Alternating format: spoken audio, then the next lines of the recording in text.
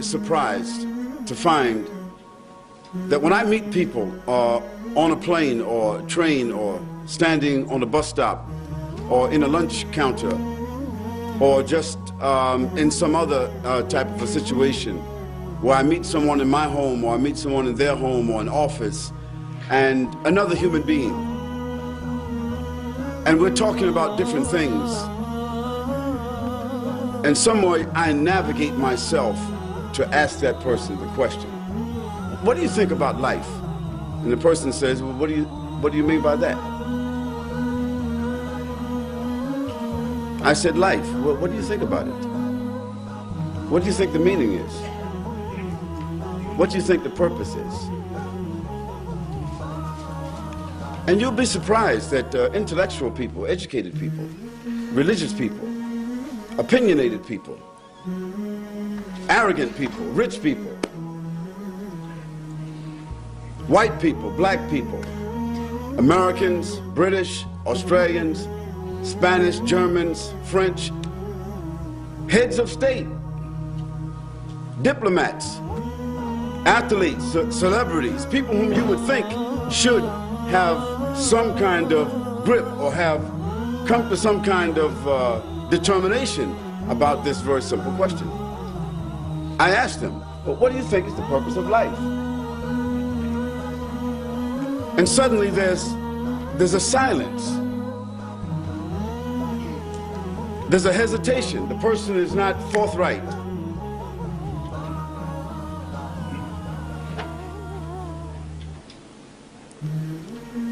And I always remind myself, and I always remind the person that this is not a religious question. It's not a philosophical question. It's not a dialectical question. It's not a tricky question. It's a very simple, straightforward question. And if you haven't answered it, if you haven't reconciled it within yourself, if your set of values, you haven't reconciled that question for yourself to be able to answer it straightforward, like you would if I asked you your name, then there's a problem. And you need to think about that problem, you need to work it out. Because every human being needs to answer that question, at least for themselves. And they need to answer it objectively, not just subjectively, as it applies to me, my opinion. What do you think is the purpose of life for all human beings? Because when human beings start to think about that question, it's an all-inclusive question. And you can't just ask that question for yourself, because there are others involved in life. And when you start to think about others, other places, other people, other situations, other ideas, when you start thinking about the world as it is, not the world as you think it is, you start to change a little bit yourself. You start to move outside of yourself. You start to take in a whole lot of other considerations. And I always say to people, if you haven't thought about this, you need to go home, cut off the TV, turn off the music, let the kids go and play, let your wife go and shop, or let your husband go someplace, and sit in your house or your room in silence for 5 minutes, 10 minutes, 20 minutes, and think about what is the purpose of life? Because when you start thinking about that question, you take the first steps, just like a child takes their first steps in life. You start taking the first steps to balancing and reconciling probably the most important question for the human being. Now, this is not a question that cannot be easily defined. It can be. If you turn to any one of the many dictionaries that would be available in an institution like this, or a public library, or available in your home or your office, the terminologies have been defined already. So it's not rocket scientists. It's not rocket science here. The word purpose generally means aim, objective, underlying reality, goal, determination, reason, and intent. Now that's very powerful. The word life, one of the most powerful words that explain life, that's unfathomable. You can't even really, when you say the word, you can't even think of really what it means. Existence. Now, how do we think about existence? Is it vertical? Is it horizontal? What's the depth to it? What's the diversity of it? How far is it? How many kinds of creatures does it involve? What kind of substances? Where? How? When? Who's behind it? How did it come about? Such a profound word, existence. The phenomena of the world, the term of a human being's existence before what we call death. Death. A word that none of us like to say unless it applies to someone or something else. We can manage to say someone has died. But we don't like to think, even for a moment, about someone saying that about us.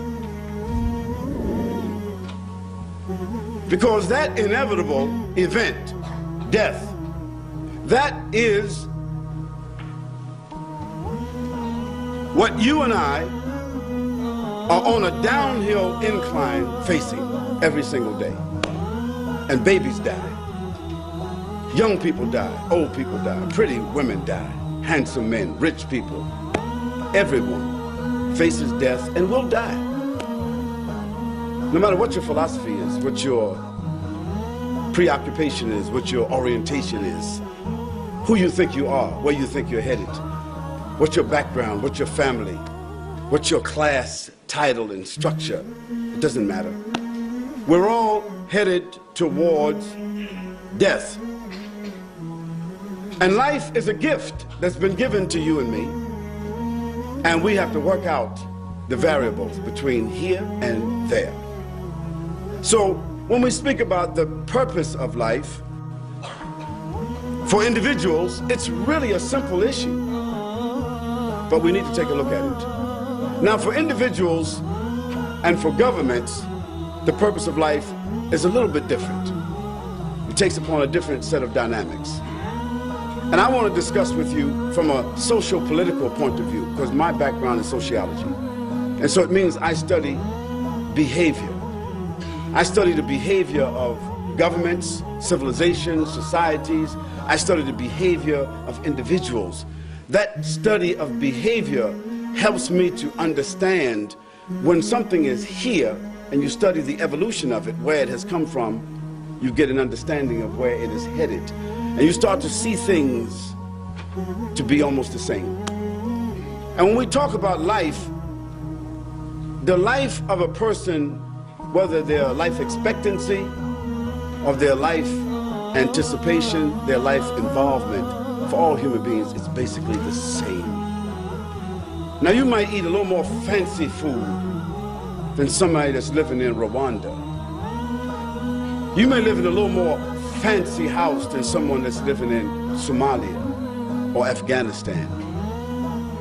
You may have a little bit more choice of clothing when you open up your closet than someone that might be living in the Amazon. But when you're sick,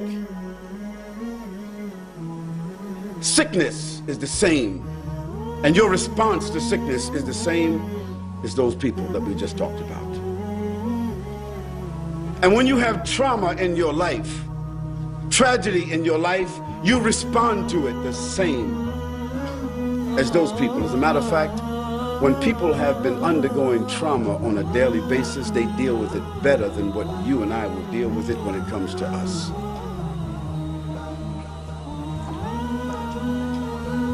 So for individuals and governments, the purpose of life have a different manifestation, but I want to show you sort of like the generics of how they both function. But one of our philosophers, historians, that some of you may have heard his name is Ibn Khaldun. He's called the father of history. He's the first one that interpreted history according to human behavior.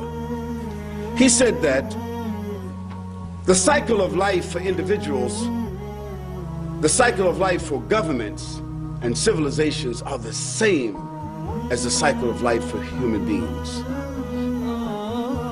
There's a gestation period, and then they're born. And after they're born, they begin to recognize, walk, speak.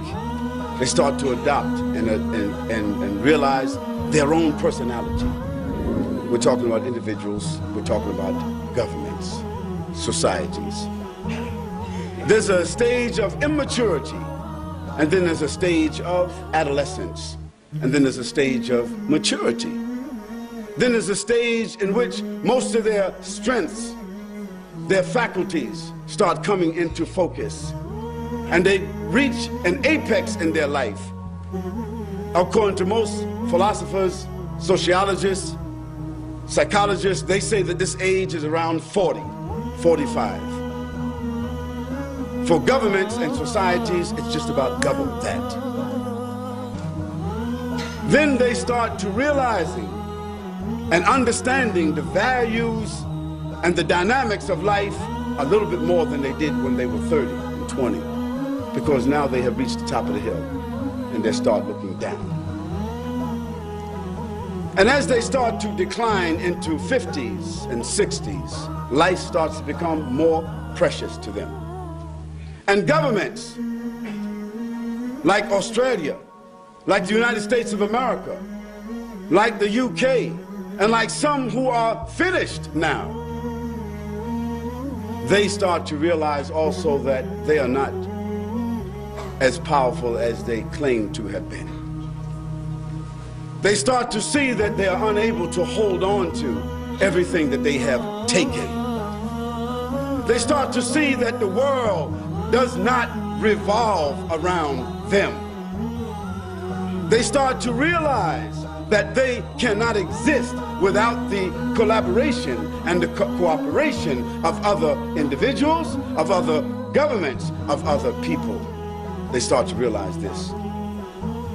And inevitably, individuals, like governments, soon become dependent upon others. They return back to a state where they were dependent before, and after being rich, independent, arrogant, powerful, selfish, self-centered, whatever, they start to becoming wise, giving, benevolent, understanding, compromising, mature, and looking at the anticipation of the inevitable, which is sickness and death.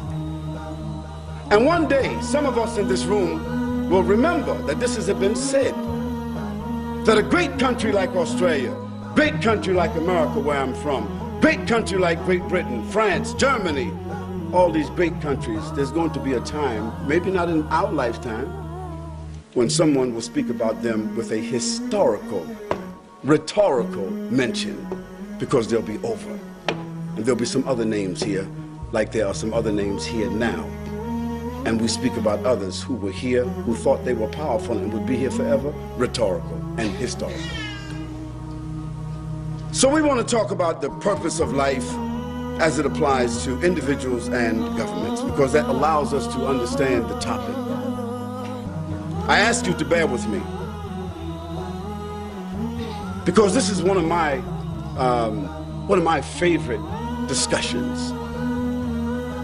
Not because I feel I treat it well or understand it well, but because it allows me as a human being to better understand how to negotiate my own life, how to appreciate my own life, how to appreciate those who are around me, those who may be dependent upon me or those whom I'm dependent upon, those who I interact with on a daily basis.